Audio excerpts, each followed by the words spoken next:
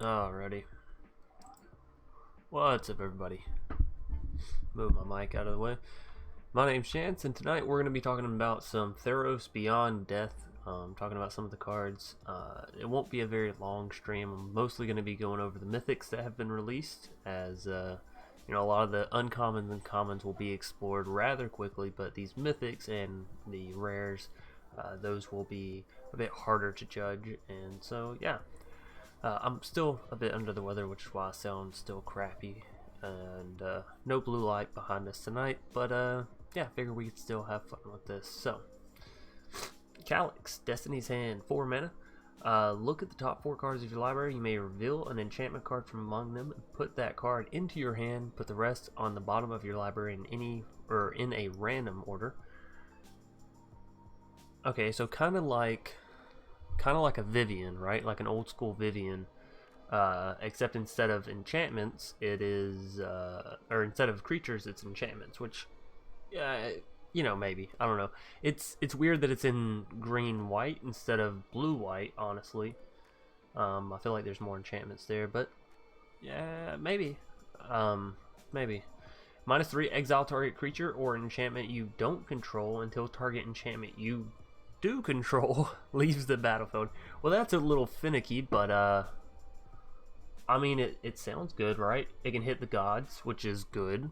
Obviously lots of creatures and enchantments are coming out with Theros. Yeah, that's not bad. He starts with 4, so can immediately do that. Now obviously there's gonna be a lot of enchantment hate in this meta. So maybe you put it on a god yourself, right? Since they are enchantments and they have indestructible, they're a little bit harder to take off of the field. And then -7, return all enchantment cards from your graveyard to the battlefield. Well, that's not bad. You know, it's kind of like a free Dance of the Mance, right? Yeah, that's not bad. Starts at 4, so you'd have to look at the top 3 times.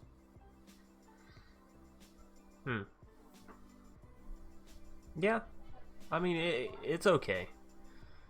There's definitely going to be some decks built around him. I'll probably play a deck or 2 around him if I get copies. Will I go out of my way? Probably not. It's not super exciting for me, but you know, it's there. Elspeth we've already seen. Elspeth. Erebos? I think we've already looked at Erebos. I think we looked at him last time. We'll look at him again. As long as your devotion to black is less than 5, Erebos isn't a creature. Whenever another creature you control dies, you may pay 2 life. If you do, draw a card. Pay 2 mana, 1 and a black. Sacrifice another creature. Target creature gets -2, -1 until end of turn, and it's a 5/6. Well, all of the gods are solid. You know, they're solid bodies. They're all indestructible. They all cost low given their stats, right? And then they all have the devotion trigger, of course. So they all have the same inner workings there. Now, as far as where does Erebos land amongst the gods? Well, I'd really need to see them all side by side, but honestly, Erebos seems pretty good in its given theme, right? So Erebos is going to be played in Aristocrats, right? Whenever another creature you control dies, you may pay 2 life. If you do, draw a card. Fantastic draw engine, 4 mana draw engine at that. Furthermore, you can pay 2 mana, sacrifice another creature, so it also gives you a sack outlet and allows you to destroy your opponent's creatures in the process of doing that as well. So a lot of benefits here, honestly. And if you're playing things like your Rocks Finlurkers, right, where they have this enter the battlefield effect and they have that high devotion availability, it's going to be all the better, right? So let me get my phone up actually so I can keep check on chat, okay? But yeah, I feel like Erebos, given the deck archetypes that this card will be played in, it's very good. Alright, so let's turn down notifications and ringtone. Alright, so Erebos, you know, there you go. Pretty good. Definitely will see play by me. yours truly. Helion, Sun Crown, 3 mana god. That is that is insane. A 3 mana 5/5 indestructible. Even if it's not, you know, a creature out the bat, it is still incredible. And honestly, let's see, you get 1 devotion from this, right? So you only need, it's less than 5. Okay, so you only need 4. You can play 3 before this card comes down, which means on your 4th turn, this card could be a creature and attacking. Right? If you play a 1 mana card that has 1 white, obviously, 2 mana card that has 2 white, such as Tomik, right? And then you play Helion, there you go. There's your devotion. And then obviously the next turn you play something, any white mana permanent, you know. Yeah, that's pretty good. Whenever you gain life, put a +1/+1 counter on target creature or enchantment you control. Wow. Now, the creature thing is like an obvious rip from a Johnny's Pridemate, except instead of it only happening on 1 creature, you can have it happen on any creature you choose, which is really, really good. And then the happening on an enchantment, that's interesting. What enchantments do we have that actually have counters other than sagas, right? Because there's obviously sagas, which is good. Whenever you gain life, put an extra counter on a saga. That's really good, depending. But the other enchantments is what I'm really questionable about. Like, what other enchantments do we have that have counters on them? Do y'all know? Y'all have any ideas?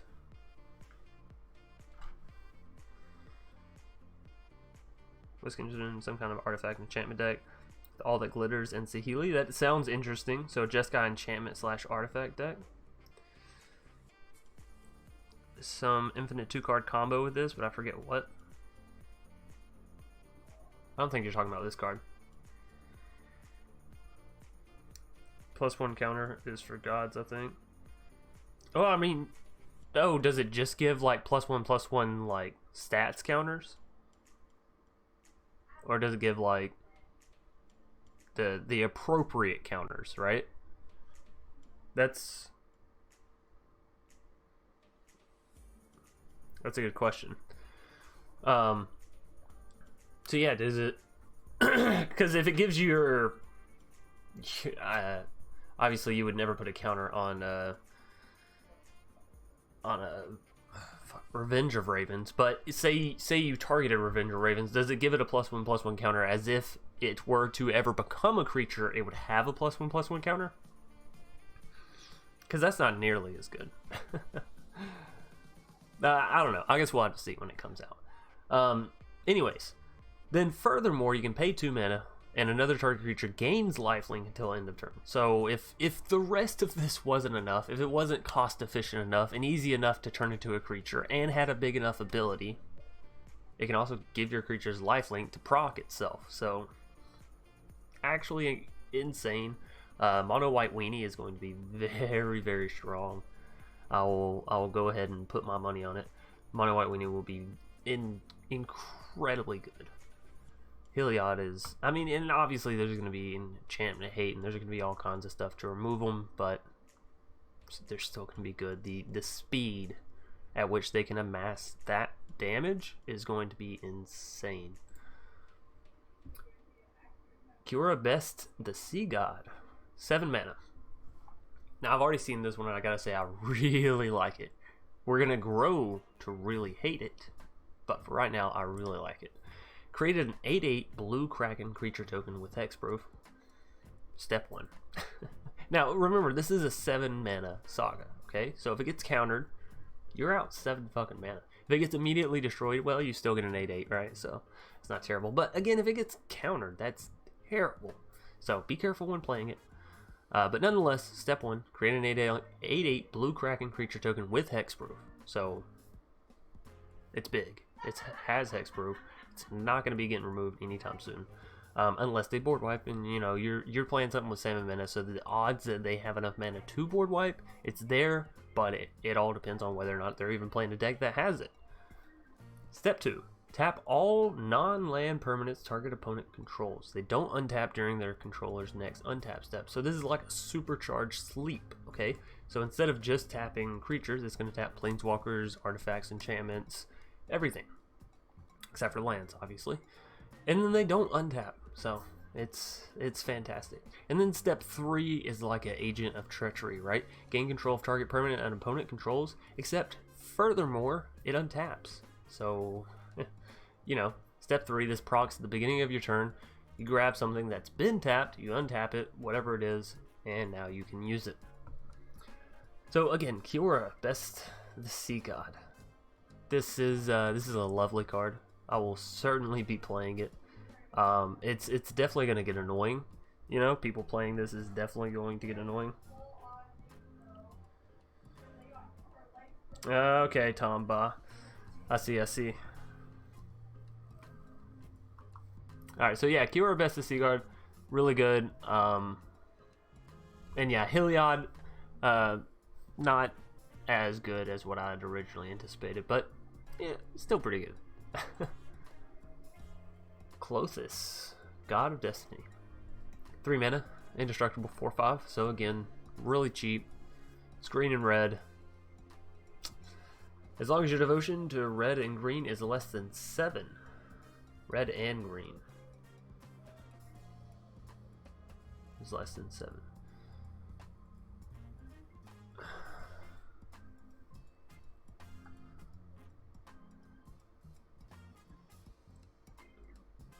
Okay, so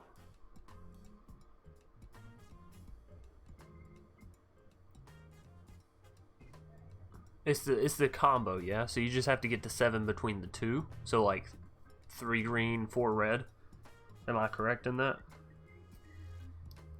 Because if it's 7 individually, if you have to have 7 green and 7 red, obviously it's complete shit. Which I'm assuming it's not. So that's not bad, considering it comes down with 2 already, which means you only need 5 more. At the beginning of your pre-combat main phase. Okay. Exile target card from a graveyard, so theirs or yours. If it was a land, add red or green mana. Otherwise, you gain 2 life, and Klothys deals 2 damage to each opponent. Okay, so exile something that potentially may be brought back, or a spell that may be reused. Or get some mana. That's pretty good. Now, the mana may not always be useful, but the life gain and the damage will, right? So, 3 mana. Yeah. Think it's both colors combined. Okay. Alrighty. Thank y'all for that. But yeah, this card seems really good as well. Like I said, a lot of the gods, it's hard to say like this god is the best right now, right? A lot of people, well, it's probably easy to say that some of them are clearly better than others, but it's hard, like Klothys and Erebos. Which one will come out on top? It's not so much about the god as the decks that revolve around them that will end up coming out on top, right? Because a lot of these gods are really good, and if you put them in, you know, X deck, they'll be really good. But it's about what they're facing off against that depends, or that decides on their actual effectiveness, right? So that's Klothys. It is what it is. This one looks a little blurry, but this one looks a little tiny. Which one can y'all see better? I guess this one is like better definition. So next we have a Titan, an Elder Giant. Crocs, a Titan of Death's Hunger. So giants are coming back pretty strong, I'd say, in Theros. So we're gonna have a whole lot of giants between Eldraine and Theros. You got a lot to work with. Anyways, whenever Croxa enters the battlefield, sacrifice it unless it Escaped. And there's another card that we're going to be taking a look at later on that is green-blue, I believe, that has this similar effect. So whenever it enters the battlefield, it's pretty much going to immediately die the first time you cast it. However, you're still going to get some effects off. So whenever it enters the battlefield or attacks, each opponent discards a card. Then each opponent who didn't discard a non-land card this way loses 3 life. So again, you're going to get to take something from your opponent of value, or you're going to deal 3 damage. So hit them with a lightning strike in the face for free. Well, it's 2 mana, but you're also making them discard a land, which could potentially cause them to get mana screwed later on at some potential point. Now, obviously, late game, that's not as effective if they're just discarding an extra land that they already have. But if you're getting something valuable, or if they only have 1 card left, right, then you're getting whatever they have left. So that's good. It has 6 attack, 6 defense, so 2 mana, 6/6.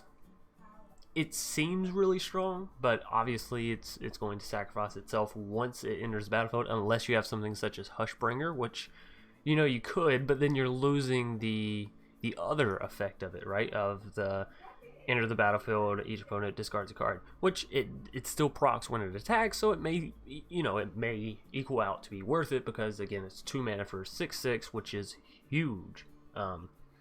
Anyways, the escape is 2 black, 2 red, exile 5 other cards from your graveyard. So for everyone not playing Hushbringer or doing something cutesy like that, right, it's basically 4 mana for a 6/6. However, you do get that proc basically twice whenever you play it each time.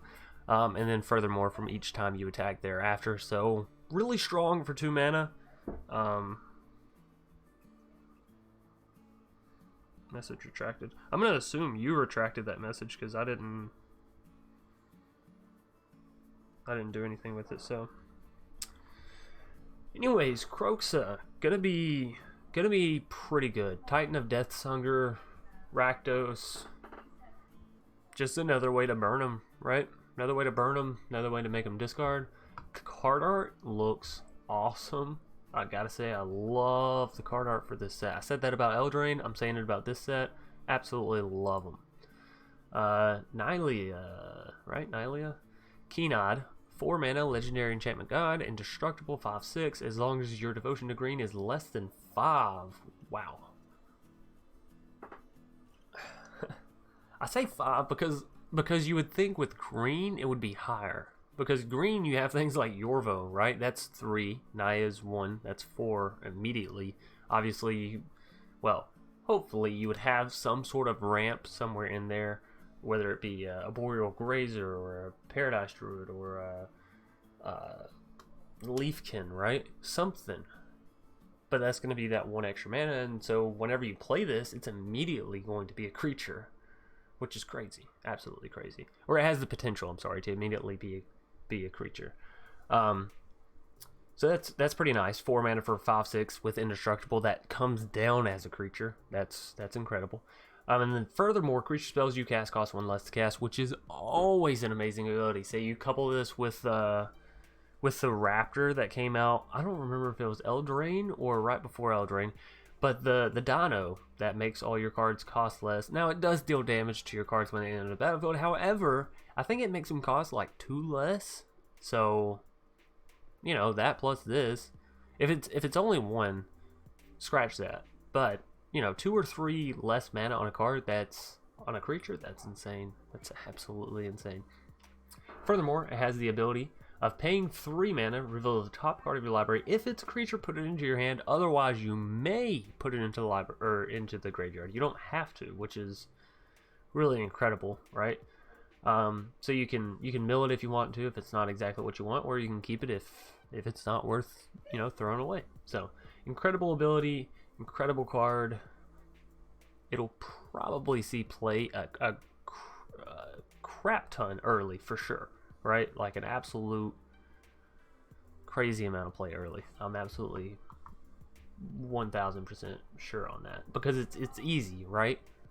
Some of these other cards they're a bit more difficult to understand and play with and all that. Nylea is easy. It's easy to understand. It's easy to play. It's easy to get down. It's easy to turn into a creature. It's just easy.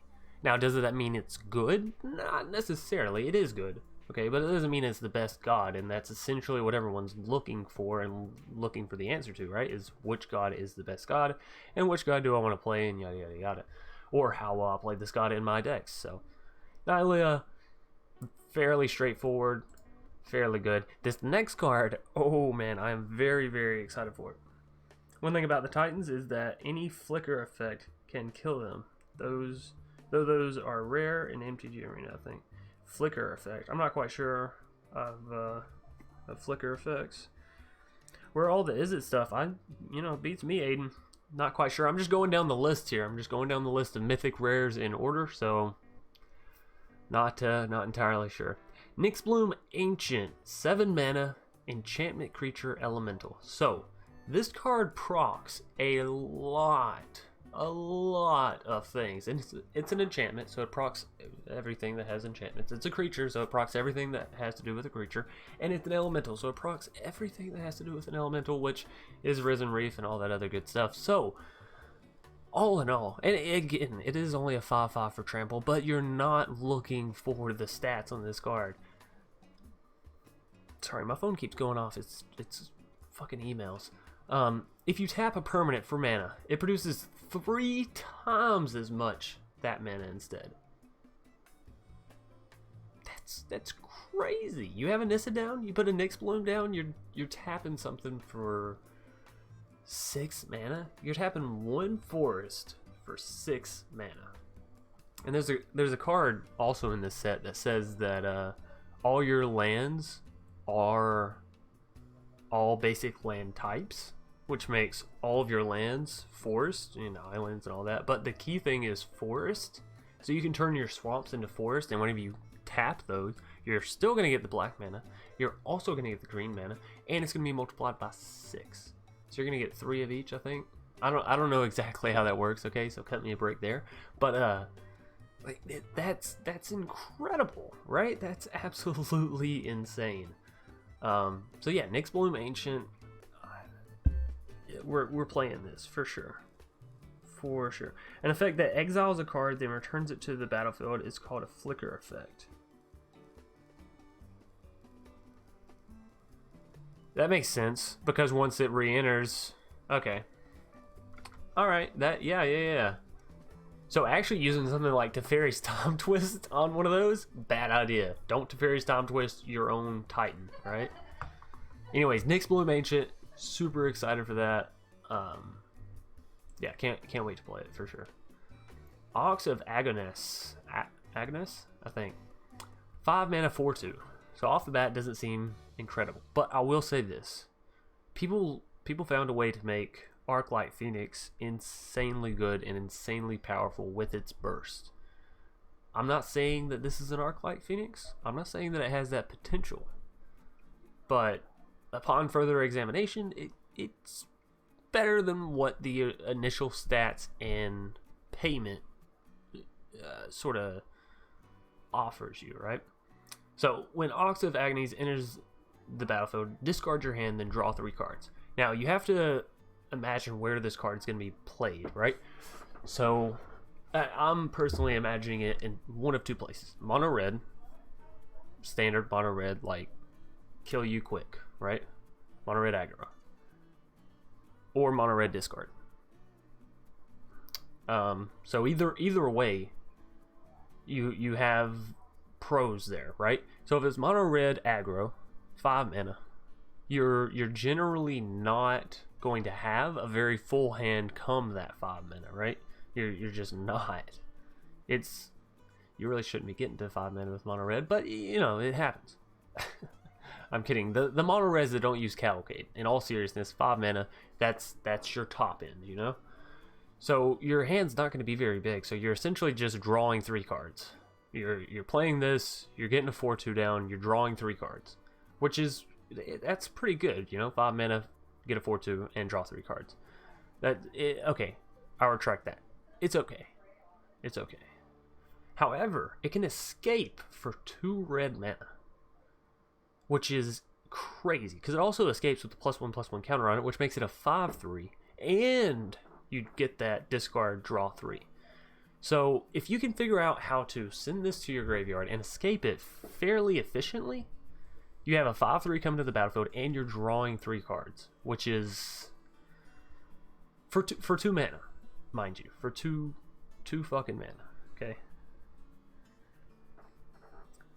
I don't know. I just think it's crazy, and I think it's not for me to break, because that's a lot of thinking and a lot of you know, pinning the dots, drawing the lines, figuring out what you need in what order to produce this card at a rate that is almost guaranteed and early enough for it to not just be, okay, cool, bro. Now I'm just gonna wipe it, you know?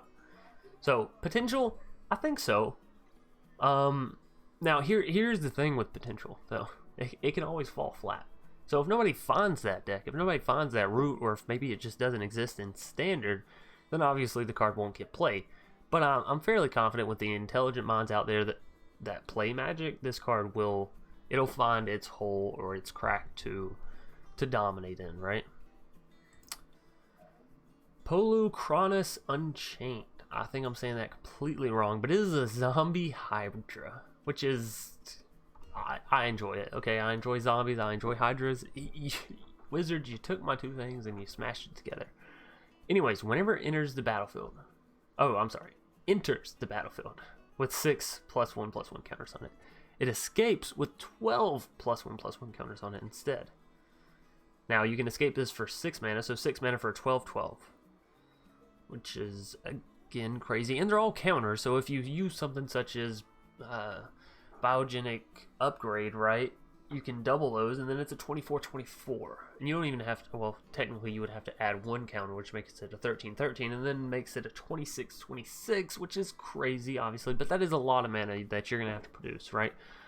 So, if damage would be dealt to Polu Cronus, while it has a +1/+1 counter on it, prevent that damage and remove that many +1/+1 counters from it. Okay, so we saw this on, what was it? Oathsworn Knight from Eldraine. It's basically another one of those. And Oathsworn Knight turned out to be fairly good. Yeah, I think it was fairly solid, right? I never used it too much, but I also never really got it. And it was a gold, and this is a mythic, so if I don't get it, I probably won't use it. But I may try and figure a way out. Anyways, for 3 mana, fights another target creature. So, kind of has removal built into itself. It's a really big threat.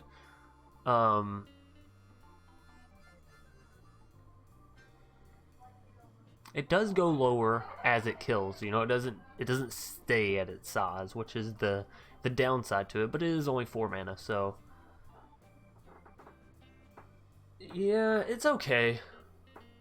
My only thing with it is like where would it actually be played, you know, in standard meta. Not in just regular constructed standards, like play whatever the fuck you want, but like the actual meta.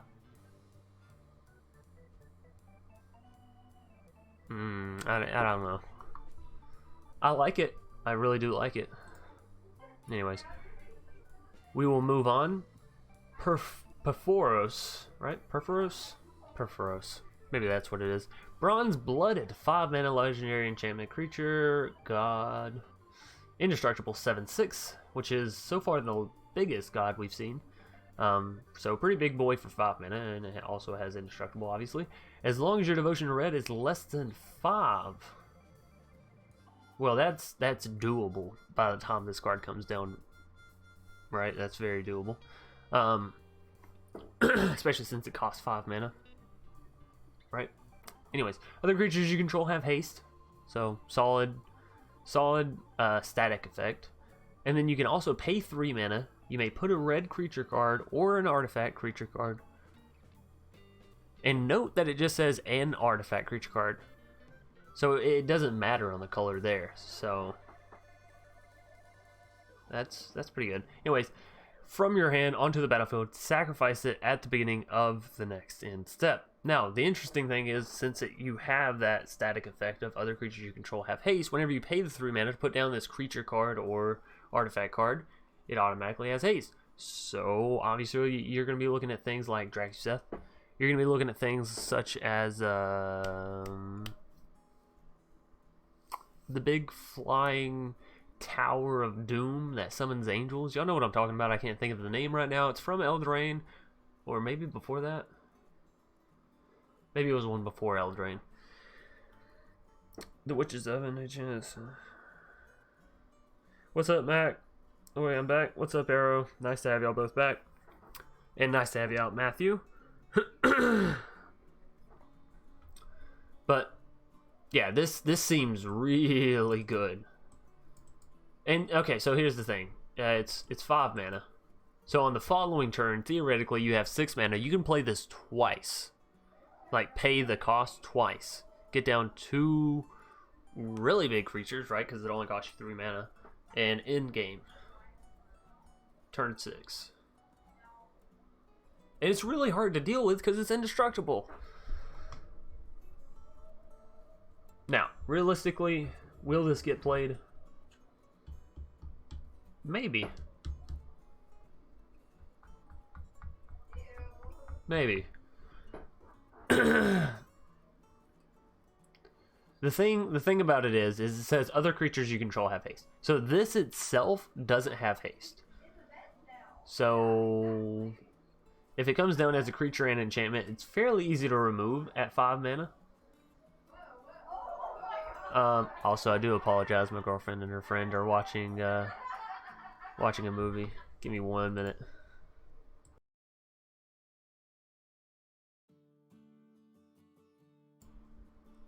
Alright, that's better.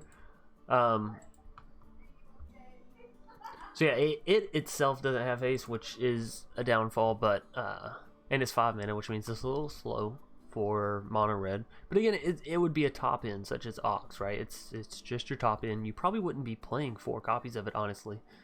So probably still could fit it into a mono red budget deck. Okay, we're almost out of the mythics here. Alright, Thassa, Deep Dwelling. Legendary enchantment, creature, god, 4 mana, indestructible, 6/5. So, right in the range of all the other gods, right? As long as your devotion to blue is less than 5, Thassa isn't a creature, okay? At the beginning of your end step, exile up to one other target creature you control. Oh, then return that card to the battlefield under your control. Okay. I was like, this isn't making much sense as far as I'm reading it thus far. Okay, so I mean, obviously, your rock decks, this will be good. Tulane decks, right? We just had that card come out in Bont. It'll be good there. 4 mana, you can tap another target creature, which, you know, it's interesting. I will say this: I'm interested to play with Thassa because I enjoy that. I enjoy Enter the Battlefield effects. That's just part of the gameplay style that I enjoy. Realistically, how strong is she compared to the other gods?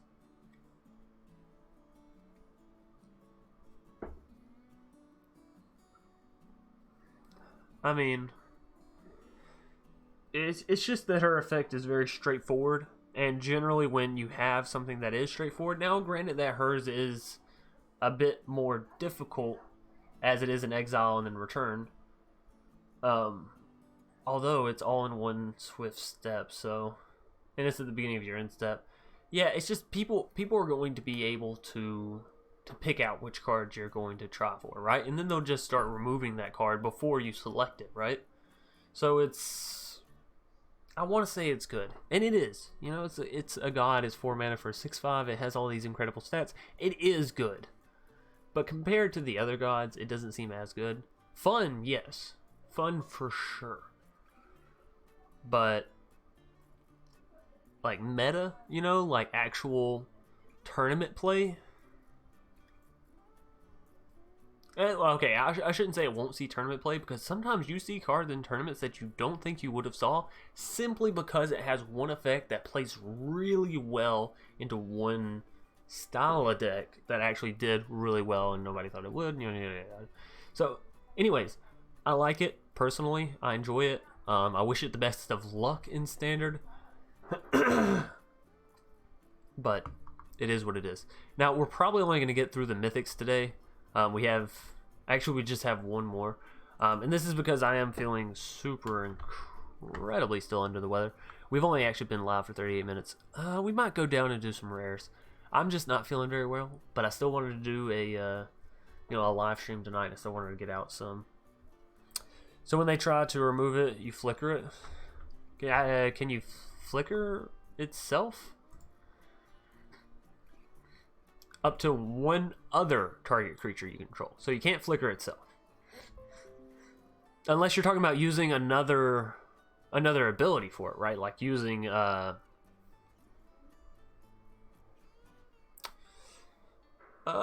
just had the card. Teferi's Time Twist, right? So with Agent of Treachery, you steal everything? Yes. So with Agent of Treachery plus this card, you steal everything. That is correct. That it is terrifying, but that is correct. But that also does require you to get Thassa, get Agent of Treachery, and make sure that neither one gets removed, until the end step of your turn. So, yeah, I mean, oh man. I said I didn't think she would be that great, but now that you say that with Agent of Treachery, yeah, you throw Thassa in with this next card that we're about to look at. Oh, is that too blurry? Can y'all see that better? Both are really blurry, huh? Yeah. Yeah, both are really blurry. Well, anyways, Thassa, yeah, you're right. So, see, all the gods, they're so good. It's hard to be like, oh no, this god's better. Oh no, this god's better. We're gonna have to wait and see. Okay, we're gonna have to wait and see. Oro, Titan of Nature's Wrath, Elder Giant. So this is the opposite to the Rakdos one, right? When Oro enters the battlefield, sacrifice it unless it escapes. Same effect. It is a 6/6. It does cost 3 mana instead of 2, but you'll see why. Whenever it enters the battlefield or attacks, you gain 3 life and draw a card. Then you may put a land card from your hand onto the battlefield. So gain 3 life, draw a card, and potentially put a land onto the battlefield. 3 mana. And like, if that wasn't enough, like just that, okay, take that out and just put that in its own little spell. That's already like an upgraded growth spiral, right? You're gaining 3 life, you're drawing a card, and you're being able to put a land onto the battlefield from your hand. So it's like a 1 extra mana growth spiral that also gains you 3 life, which 1 mana for 3 life, okay, great. So that alone's fantastic.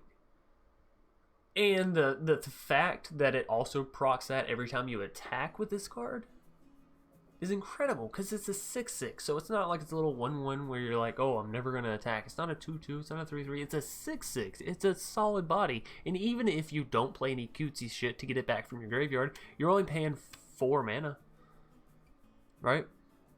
And I guess you can't really do any cutesy shit to get it back from your graveyard other than pay the 4 mana, but again, you could use Hushbringer, and then it doesn't have the enter the battlefield effect, so it won't proc it immediately. But on turn 4, when you swing in with it, you are going to get that 3 life. You are going to draw a card and be able to ramp up. So, potentially worth it. Again, there's the Hushbringer combos. I think it's worth taking a look at. But even still, even without it, this card is fantastic. This card is absolutely amazing. And again, 4 mana, 6/6, all the other effects stacked on top of it. Yeah, crazy. Crazy.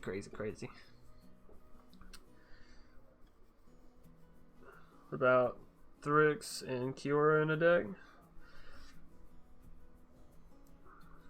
Tomio can put stuff in graveyard, so easy 4 turn.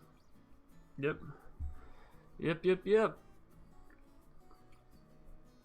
So, now that we have been through all this, I'm going to find a card for us to sit on, and I'm going to chat with y'all for a little bit about this set and potential decks and all that good stuff. And I think Erebos is a fine god, right? It's a fine art, all that good stuff. Oro and Tamio is so good because you can also get Oro back. That is true. It's very true. This set has all the can't be countered cards I wish I had right now. Yeah, and some weirdly big creatures. Green is going to be the baby. I try to see this is the thing. I'm looking at green, right? Green's looking really good. Still, green's looking really good. I'm looking at black. Black's looking really good. I'm looking at white. White's looking really good. I'm looking at blue. Blue's looking really good. Red is... And this is just from the Mythics, okay? This is just from the Mythics. Not talking about the rest of the set. So just the Mythics. Red is good. Don't get me wrong. It is good in its own manner. But it seems a little slow. Like, it just seems a little slow for red, which, don't get me wrong, I love the idea of trying to slow red down while still doing its signature, like, speed, or its signature surprise damage, which is the other side of red that people seem to have forgotten because of how much mono red aggro there is, you know? People have forgotten all about, like, big red and things like that, which, you know, kind of feels bad, but, you know, it is what it is. So I'd say red is probably the low man on the totem pole. And now, I'm, again, just talking for Mythics, so don't go quoting me on this for everything else. Blue looks kind of solid. And white looks kind of solid. Let's see.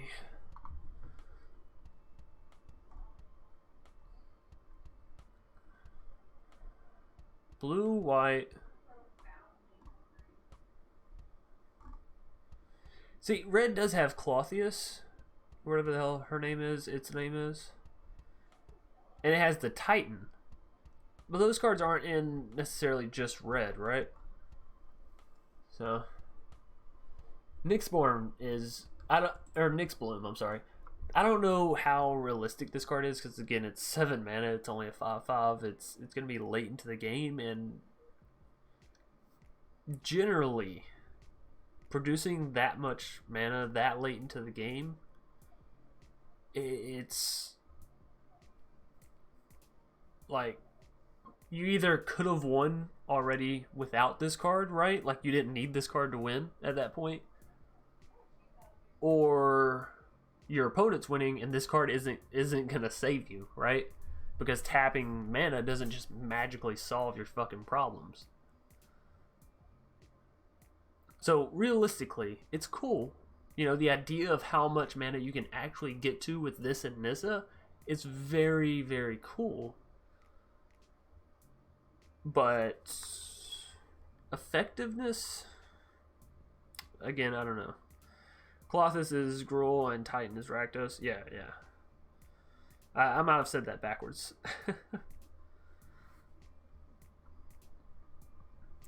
So yeah, Nyxbloom is good. It's good, but it's just costly, you know? Now, it is an enchantment, okay? It's an enchantment and it's an elemental, so it plays into both of those things. So things that reduce your enchantment cost, obviously great for Nyxbloom. But it is still very, very costly. Let's see. Helion. I want to build a deck around this card so bad because I think it can actually be so good and so efficient. Whenever you gain life, put a +1/+1 counter on target creature or enchantment you control. It's less than 5. Yeah, again, you can. This card. Let's see. 1, 2. That makes 3, 4. This card can swing in on turn 4. 5/5. Swinging in on turn 4.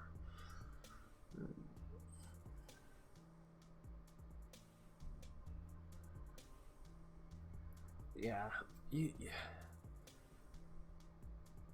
could have so much damage with this, and in so many different ways that it's crazy.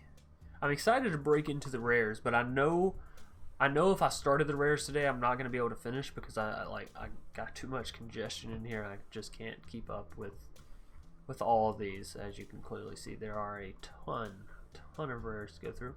We can take a look at the lands real quick if y'all want to, but they're all pretty much the same as what was dropped from the set before. So whenever they enter the battlefield, they enter tapped and they allow you to scry. It's just the alternate colors that weren't released from the last set, right? So Temple of Abandon, red green, scry, enters the battlefield tapped. Temple of Deceit, same thing, blue black, scry. Which is going to be nice getting these cards, right? Because we've been missing them. Temple of Plenty, you know. So a lot of cool things there. As far as the mythics go, there's a lot of cool rares I'm ready to take a look at, take a gander at with y'all. But again, I don't want to get into it tonight and then not finish, because y'all know I'm a completionist, and if I start something, I like to finish it, or I'll completely abandon it, and I don't want to do that in the middle of a live stream. So thanks everybody for coming out. I know it's I know it's a short live stream, but again, I'm feeling very ill and it's hard for me to talk. Y'all hear that? Y'all hear all this congestion and shit in my face, and they're watching a movie, and there's, you know, life. Anyways, thanks everybody for coming out. I do appreciate the support. I hope y'all enjoyed us taking a gander at the mythics. We're going to be taking a look at the rares, uncommons, and commons before Wednesday. And if we don't get to it before Wednesday, then that means I'm waking up super early on Wednesday, and we're taking a look at all of them then. So again, thanks everybody for coming out. Hope y'all enjoyed. Let me know some of y'all's deck brewing ideas, because definitely going to be looking to do some of those before the before the pre-release event. Shout out to Wizards, who's giving me access to the pre-release event as well.